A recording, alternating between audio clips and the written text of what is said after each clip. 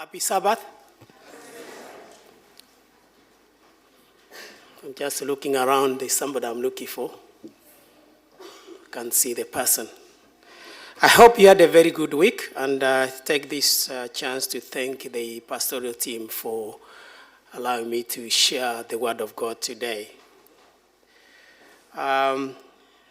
Before I start, there is a question I need to ask. Maybe from the children. How many like celebrating anniversaries, birthdays, or anything? How many like celebrating birthdays or nobody? Anyway, it's a question which I'm asking. I know everybody wants to celebrate, even the adults. We like celebrating some events. Another question I need to ask. Who knows when this church was built? Children, not adults. Anybody? Anybody who knows when it was built? All right, adults. Anybody? Or youth? When was it built? Somebody has got it. That tells me something. We come to this church, we have never even looked somewhere where it's written 1913. And actually it's written as you come in. All right. I want to tell you a small story or the origin of this church. You know, today there is no heating. Right. I need to tell you a small story about this church, which is in the archive, Bedford. If you go to the website in archive. And also the story I've been told by those who have lived here for a long, long time. Before I do that, who was here in 1960? Elder Jarrett, were you here in 1960? All right. I was looking for somebody called Malcolm, but I haven't seen him. Probably he's the one who was here at that time, I'm told. But before I go to that, I need to tell you a small story about this church. Hence my topic today, lest we forget. This church belonged to Methodist Church before. And you know the Methodist Church? If you go to history, our church, Seventh-day Adventist, the origins is from the Methodist Church, the Mennonite movement. And it coincided our church, which we bought years back. It was owned by the Methodist Church. They used to fellowship outside. They used to have a small chapel, not this building, which was built 1871, I believe, the other side. But because the numbers grew, they could not accommodate. They decided to buy this land. They built this church in 1913. And this church was supposed to have a capacity of 660. And then the reason is, when they were selling it, because the numbers went down. They realized the number was 250, whatever it was, and then it came to 141. They said, no, we can't sustain this building.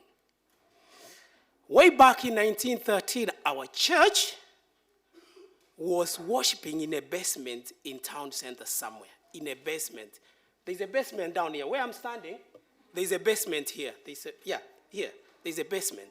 So they used to worship somewhere in a basement, I'm told. So some of the information I'm giving you, if it's not accurate, but it's somewhere accurate. They were worshiping somewhere in town, and then they were looking for a place. There used to be a lady, I understand, who used to work, a Seventh-day Adventist lady who used to work for a given person somewhere in Letchworth. And then the master, I'm using in quotes, the master or the person who she was working for, heard that they were looking for a church, and this church was on offer for £8,000. And then the person said, all right, I'll give you £5,000. You know, if you translate 1965,000 pounds, that's a lot of money, yeah? So this church, somebody who was not a member, Actually, that tells me about the story of Naaman and the servant, the little girl. The master said, I'll pay 5,000. It was increased to 5,500. They refused. Methodist Church, they refused. They said, no, we can't take that. The church went for auction. They went to sell in auction, as it were. But still they did not get anybody to buy this building. So God had a purpose. What happened? And then it came back in the market. Who can relate this story? Recently we went through the similar experience. That house they're building went to auction and all that stuff. You know about it. And then it came back. A pastor, I'm told, who was here in this church, and his family offered to top up to 6,000 pounds. That pastor. So, in other words, if I put together, probably it's only 2 people who contributed to the purchase of this church. And then there we were, having this church, which we have been enjoying for all these years. People have come in, they have gone. People have had celebration here. Marriages have taken here. People have been saved until 2022. So, why am I bringing this story? Sometimes we forget where God has brought us from, even in small, small things. I did not even mention it took 1 year to negotiate. And remember, today, this month, we're in November 2022. This church, the deed was given in November 1960. So actually, we should be celebrating 62 years of being here in Luton. But the only thing I need to ask, being that very long, the number I'm telling you was supposed to be 660. What's the number? Membership of this church. I'm not in Sabbath school, but I like asking questions. 311. When I was in part of the team, it was, I think, used to be 315. So again, the number has gone down. So in other words, actually, the church has not grown. We have not reached capacity. So the question is, the generation which will come will go probably through the same process the Methodist Church went. Then they say, after all, we can't fill the church. Another thing I did not mention, when they were given the key to open that door, our conference came and then they said, no way. You bought a very big church. It will never fill up. Still, 62 years, we haven't filled this church to capacity. 62 years is the same benches we have been sitting on. 62 years probably is the same things we have been having. 62 years, probably we haven't even reached the community out here. Least we forget where God has brought us from. Let us pray. Mighty God, we come before your presence. Hide me behind your cross as I share this message. In Jesus' name we pray. Amen.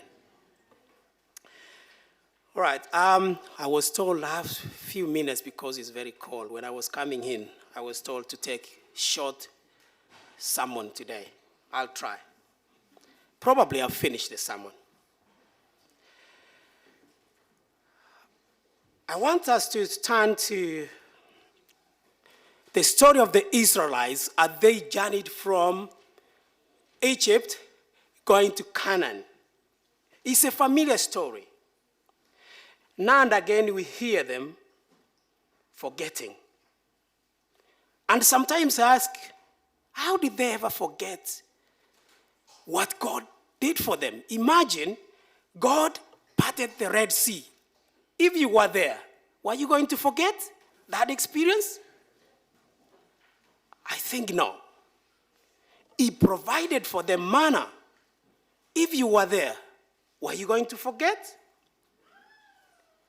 Leave alone experience of Moses standing in front of Pharaoh for many, many days, negotiating until they left. Were you going to forget? God provided water in the desert from the rock. Were you going to forget? How about the giants? They conquered them. Even we have had a story of Goliath. Open with me the book of Exodus, chapter 1, verse 8. Exodus chapter 1, verse 8.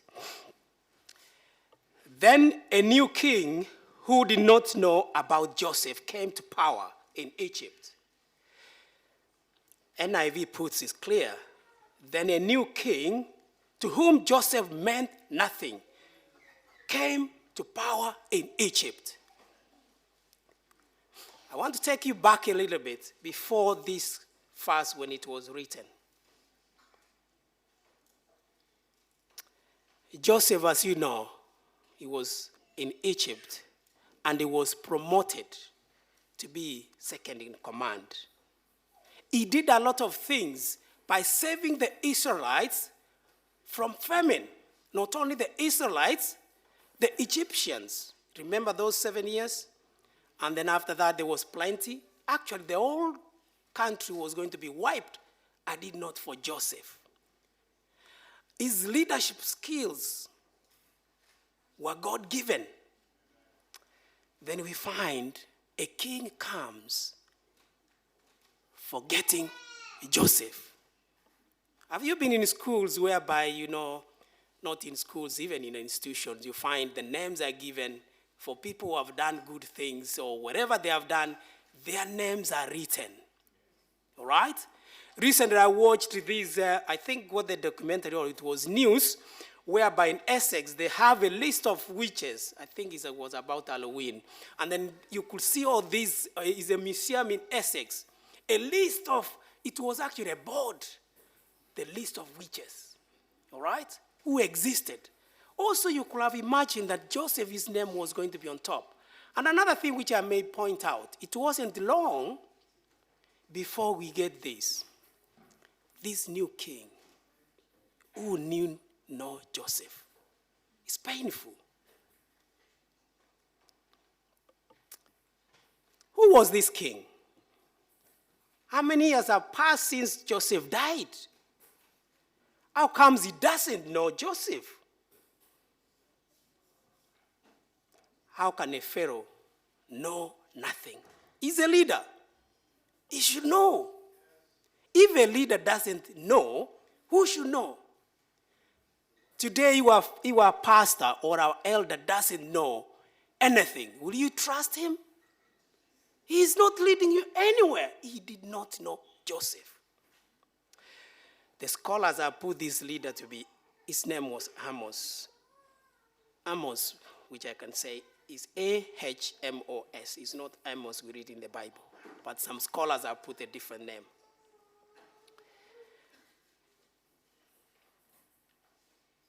To him, Joseph meant nothing. And as I've already said, if there was no Joseph, then there was no Egypt at all. There is a possibility that he did not know Joseph because no one taught him about Joseph. You need to know something if somebody teaches you about it. If something is not handed to you, you will surely forget. Brethren, do you think that in 21st century we are going through similar experience? I believe so. I believe so. Because we are not being taught where we have come from. Another thing we know that Amos did not know about Joseph, but the children of Israel did know him. they understood that they should teach their children. If you read that down where it's the book of Exodus 1 and 8 and going down, you'll find that why he realized the children of Israel had multiplied. And as they were being oppressed, we are told the number increased. So, to me, there's a relationship between when you are being tested and suffering and you depend on God, God blesses you so long as you remember him. So that tells me they knew the God of Joseph. But this king did not. Church, we may be raising Amoses in our families and in our homes because they know nothing about where they have come from and where they're going. A generation sitting in a place of privilege and don't know how they got there in the first place. We have a generation, we are raising a generation with privileges. You know, many times as those of us who are migrants where we have come from, we look around and then we say, I wish when I grew up, when I was growing up, I had this privilege. Our children, they have a privilege. It's a generation. But do they know or are they aware where they have come from and where they are going? And who should teach them all this? There is a great danger in forgetting, ignoring, even suppressing the truth of your history. It is a shame to sit in a place of privilege and don't know how you got there in the first place. It's a shame to have wealth and think you got it by your own power. It's a shame to think where you are, it is just by coincidence. It doesn't. You don't just sit and then you say, after all, it's by coincidence. Hence the story I said, it is not by coincidence that we are sitting here in the 21st century. Somebody somewhere sacrificed a whole mortgage of his own for us to get this building. It did not happen overnight. Somebody sacrificed something. There are dangers of being Amoses. Lack of commitment is one of them in important matters of the society. You remember the children of Israel, if I go back again, when they went to Egypt, we are told they were given fertile land in Goshen. They were taken care of.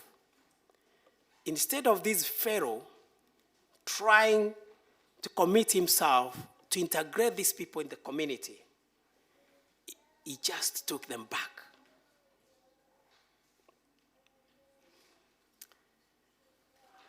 And another thing, not only him, this was the beginning of the destruction of the pharaohs to follow. When you read Exodus chapter 5, you'll get another pharaoh.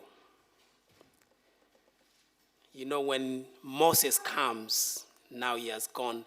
I wanted also to let you know that between the time Joseph died, the scholars are, and the time at the end of Genesis and the beginning of Exodus, there is a span of around 300 years.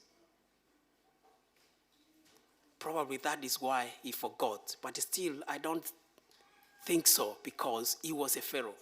But still, because of his forgetfulness or arrogance, we find another pharaoh in chapter 5, verse 2. What does it say? I like to just read it. Exodus. Can somebody read it for me? Exodus chapter 5, verse 2. It says, yeah.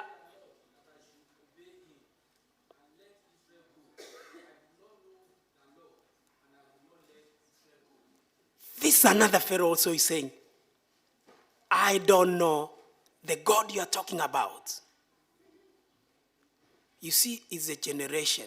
One of them is this one we find in the chapter 1. And this is another one who says, I don't know the Lord. But if I take you back when Joseph fed the children of the Israelites, the same Pharaoh who was in power acknowledged the God of Joseph. But down the generation, we find this Pharaoh who is saying, I don't know your God. But it led destruction. You remember when the children of Israel left, and then they were being pursued back. What happened when they reached the Red Sea? The same Pharaoh died. Plus the children of Egypt, the army, all of them perished, while the children of Israel crossed over. I now take you to, this is about forgetfulness. Now let us go and look at, to remember. You know, the good things sometimes happen. If you read the book of Exodus chapter 13, 17 to 19. Moses, this is some of the things sometimes we take for granted. Moses took the bonds of Joseph with him because Joseph had made the sons of Israel swear an oath. He had said, God will surely come to your aid, and then you must carry my bonds up with you from this place. And somewhere we read, you know, when the children of Israel were told to leave, it was experience which you can relate to what happened to in many years in Uganda when Idi Amin told the Indians who were there doing business, he gave them 90 days to leave. It's the same thing which happened here. The Israelites were given time to leave. And actually the Bible records,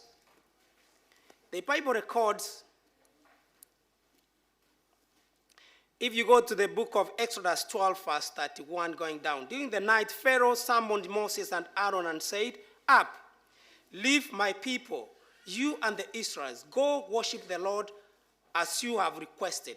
Take the flocks, herds as you have said to go, and also bless me.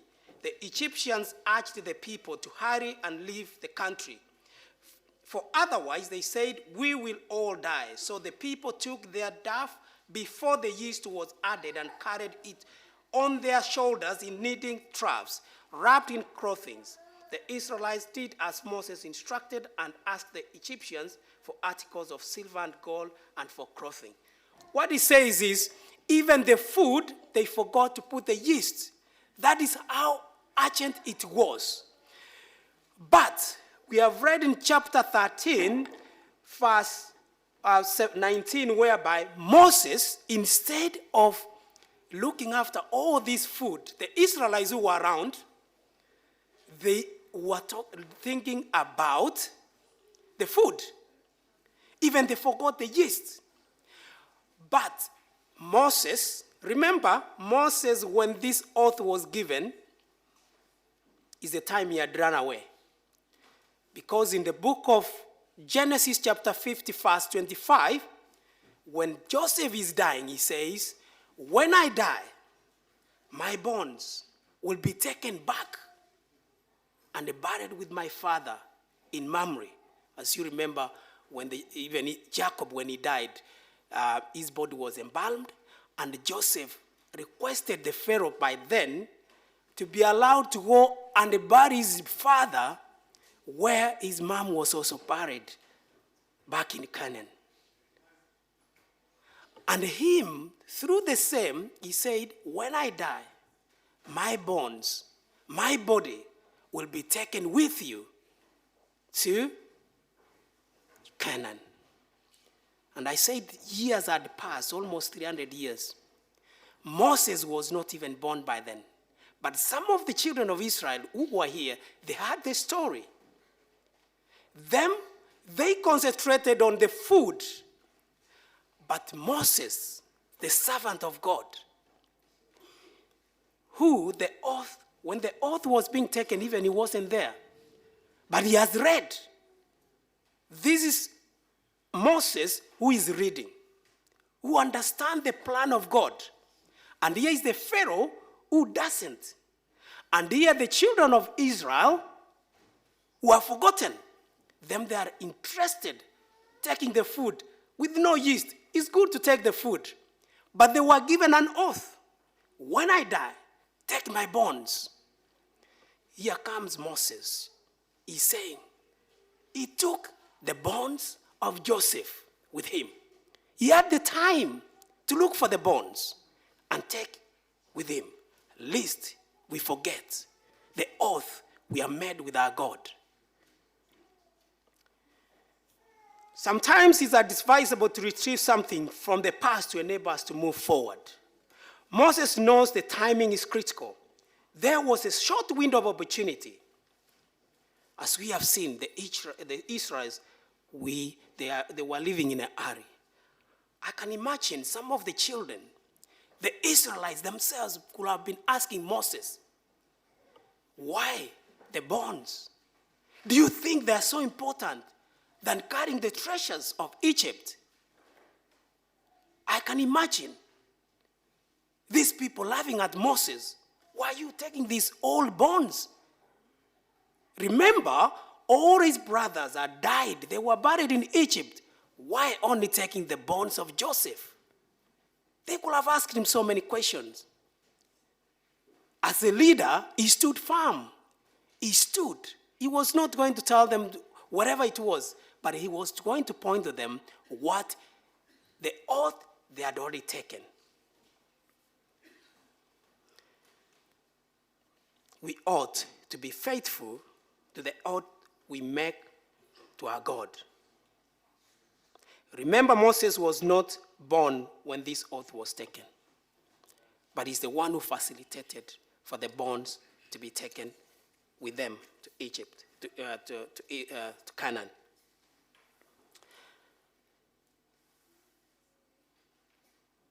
There are so many Josephs in our lives we need to take care of. There are so many Josephs in our lives who need our help. Metaphorically, I'm saying. There are so many things we need to take care of. And there are other things we don't need to take care of. That's where Joseph was very specific. He did not go and pick any bones of Reuben or any other of his brothers, Moses, any of Joseph, his brothers, or anything else. He was specific. Also in our Christian walk, there are some other things we need to leave behind. And there are other things we need to take with us. Because we have made an oath. When we gave our lives to Christ, we gave an oath of service. And we need to remember the oath we took so that we can be able to live by it.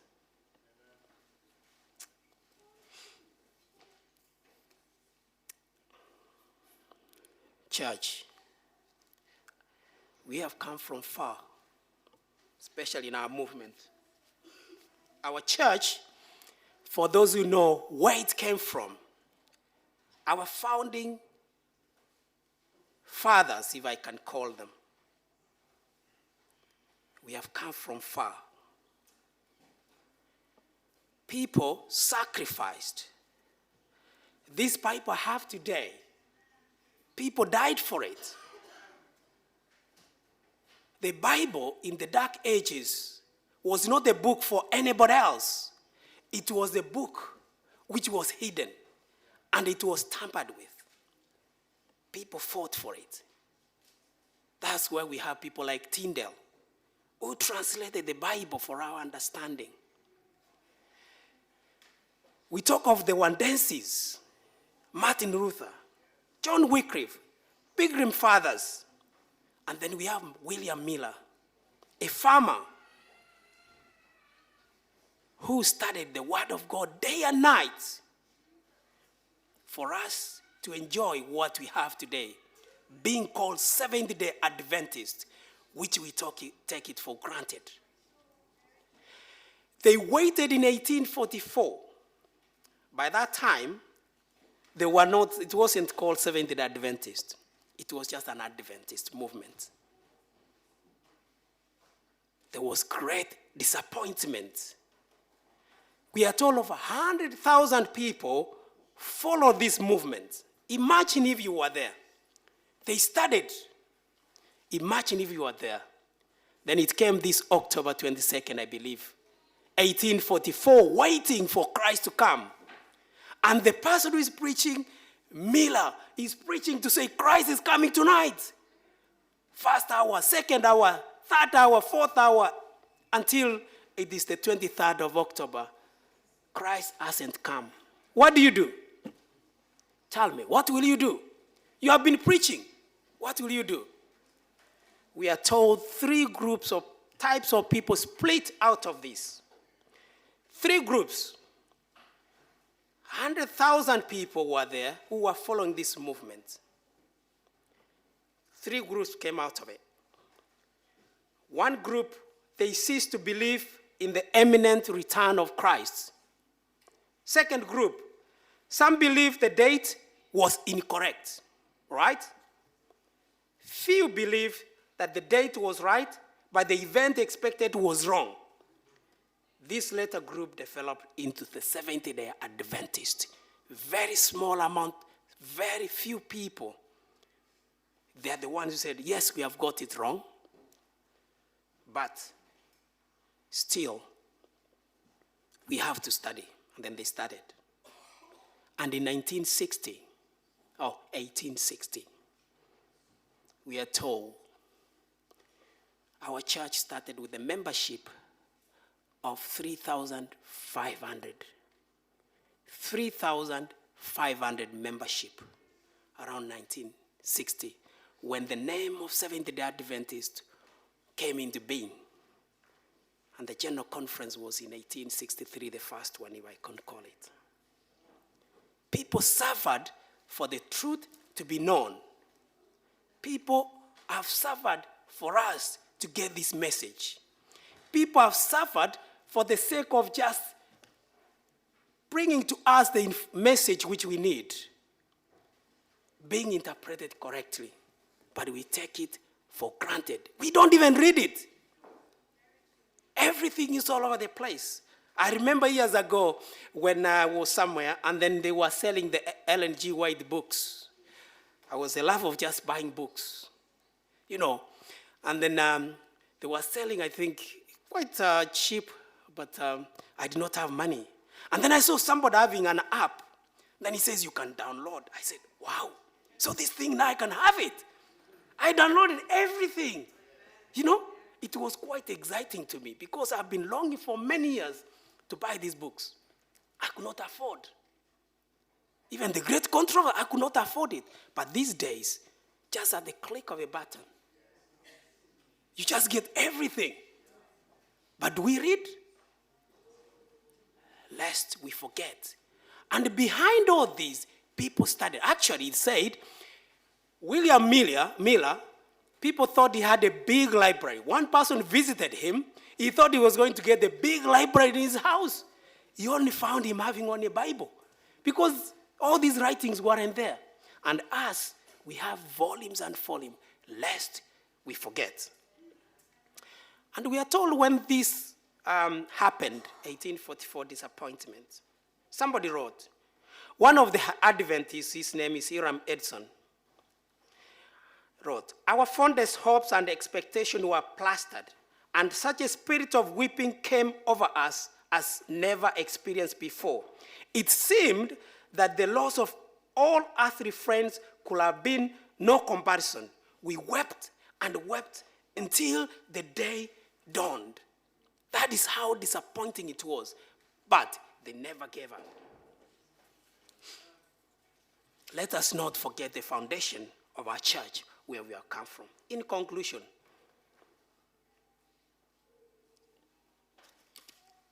when you read the book of the first which was read, Deuteronomy chapter 6. Deuteronomy chapter 6, verse 9 to 12, it says, write them on the door frames of your houses and on your gates, when the Lord your God brings you into the land he swore to your fathers, to Abraham, Isaac, and Jacob, to give you a land with large flourishing cities. You did not build those houses. Houses filled with all kinds of good things you did not provide. Wells you did not dig, and vineyards and olive groves you did not plant. Then when you eat and are satisfied, be careful that you do not forget the Lord who brought you out of Egypt, out of the land of slavery. Don't forget. Be careful. Remember the first time when you promised God that I'm going to serve you. Some of us, even when we came to this country, we said, God, you have given us a visa. We are crossing over. You promised God so many things. Now you have reached here. You have found vineyards which you never planted, especially like this church. You never built it. You never paid for it. It is free.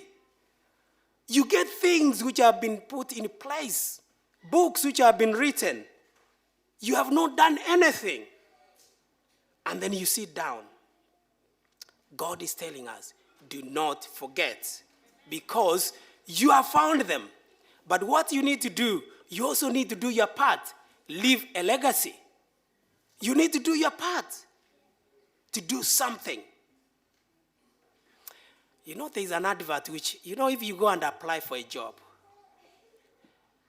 an advert appears for a month, 2 months, 3 months, 4 months, 6 months. What do you think of that job in the first place? First of all, you may think there is no candidate. When you call that office, has interview been carried on? Somebody tells you, no interview. Have you received applications? No, I have not received applications. What will you think of that job? What will you think of that job? Application have gone in. No application. Are there people qualified? Somebody will tell potential, yes. Why are they not applying? The boss will say, I don't know. What will you think? There's an advert which has been going on in this church for a very long time, since the beginning of the year. An advert, I think it still is there. Cindy, is the advert still there? You know the advert. Children department, teachers are needed. Children department, teachers are needed. Children department, teachers are needed. Every Sabbath. It's embarrassing. What do you think, church, when such an advert you read on it? And the potential, you are the same person, probably. I'm not here to condemn. I'm also part of the system. You were in your church, where you come from, because many of us were moved here, you were a Pathfinder leader. You were a children leader. You were an elder. You were everything. But then when you reach here, I don't want commitment. You think twice. You say, all right, if I raise my hand, probably my shift I work will be a conflict of interest. And then the second thing, I don't have children. Third, I don't like politics, probably, if there is. Then you say, what is there in for me anyway? And then the third thing, let that leader call me. You are just waiting. When a job is being advertised, you don't just wait for somebody advertising to come and call you. It's you first to raise your hand. I've never had a job whereby it's advertised and then the boss is going around the country calling people. Never. It's you first. Take action. Take action. Lest we forget. Some of us, where we come from, somebody sacrificed to come and preach, and you are converted. People crossed seas, oceans to come to maybe Africa, Jamaica, wherever you were, for a crusade to take place, people paid money. You were not converted. Maybe some of us, we were just brought up as Adventists. We have never been the other side to be converted back. So you don't even see the need. But if you think about your conversion, you'll put every effort to do what God has called you to do. When you are called to take part, you should just be the first one. Don't think about your work. Think about serving the master. And there will be rewards. When you see Moses, he never failed to remind the children of Israel. Read the book of Deuteronomy. Read the whole of Exodus. Every time he's not giving up. While the children of Israel are forgetting, Moses is not forgetting. Moses is telling them, if you read, he'll say, remember, remember, remember, until he died. He's telling them, remember. Until, actually, he tells them, I'm not going to cross to the other side where you are going. Because of you. Actually, that's what he says. Because of you, I'm not crossing over. You know what he did? Because that he struck the rock. And he could not cross over because he was annoyed because of the people. But he said, God, let me have a glimpse of where these children are going. Children of Israel were forgetting. Moses was reminding. There is need for us, for me and you, one of us, to be a Moses of today, who is going to propel us to move on. I had an experience one day.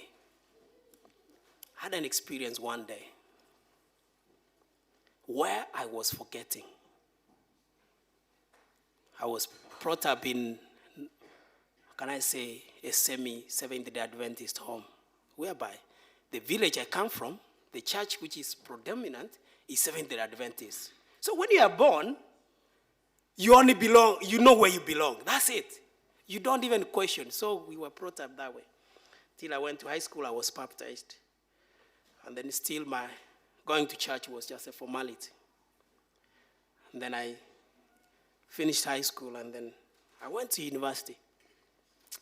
But as I got the letter to join the university, I said, freedom has come. Freedom has come. I'll go and make my own decisions away from the village. You know, I was going to church because the village, everybody goes to church on Sabbath. When I go to university, I'll go and just do whatever I want to do. I remember the first Sabbath. I was in the city, strolling on the Sabbath. Second Sabbath, somewhere else strolling. Third Sabbath, we were just looking for places to go on Sabbath. Until this one morning, a brother was, because we were worshiping in the university, there was one of the lecture rooms where we were meeting. This brother meets us with my friend, ready to go to the city. He says, you guys, I think you belong somewhere. And then we tell him, yeah, we belong somewhere, but we have arrangements where we are going. At that time, he cornered us. Then I said, and I think at some point there was a disco arranged on a Friday. I've never been in a disco. Then me and my friend were standing outside thinking to go in because it was along the halls. And people are walking by, going to the Friday fellowship, Vespers, as it were. Then they spot us, thinking, can we go in? Eventually, I went in for the first time. But it wasn't a place to be. You know, I felt, no, I've never been in such a place. I remember being the first, also as a first year, we were being put in a room with anybody else who comes from wherever he comes from. So I was put with all these people who have never known any church in life. I sleep in the night. In the morning, you find they have been drinking. Everything is, we had a small balcony. I used to tell them, you guys, if you are coming to smoke in the house, I don't have any control, but please smoke outside. But still, I wasn't myself going to church as such. It's not that I was out of church, but I was trying to make a decision where I shall fall. This brother tells me, go come to church. I remember just going to church. And then the next thing he said, the next Sabbath, he said, Henry, next week you are going to lead a Sabbath school. And I look at him, I say, I think there's something wrong with you. I've never led in a Sabbath school. The first excuse, I don't have a quarterly. Then you know what he said? Henry, here is a quarterly for you. I don't now have no excuse. And then I just took it. And then I said, how should I lead it then? He said, no, I'll support you. I went the first day, I facilitated Sabbath school. I went back to my room with my friends who were not Adventists at all. We, because the university was to allocate anybody at random, I started now telling them, you guys, this is the message. Not that I'm an Adventist, but I don't want to associate anything you do here, you do it outside. If it's smoking, I don't want to see any smoking in this house. And my friends now start visiting from the church or from the group. Do you know before long, all these roommates turn to be, they join what you call Christian Union. Not Seventh-day Adventist. By the time I'm leaving university, all of them, they turn to be preachers in their churches. Because associate. And we used to have a lot of discussion because they were asking, who are you? Why do you worship this? It made me to study a lot. Because every night, we had an argument, positive argument. Why do you worship this? I remember one day we had a discussion the whole night. Opening fast after fast. Why this? Why this? Trying to win an argument. It made me to read so much. Because every time I knew somebody was going to ask me about what I believe. Church.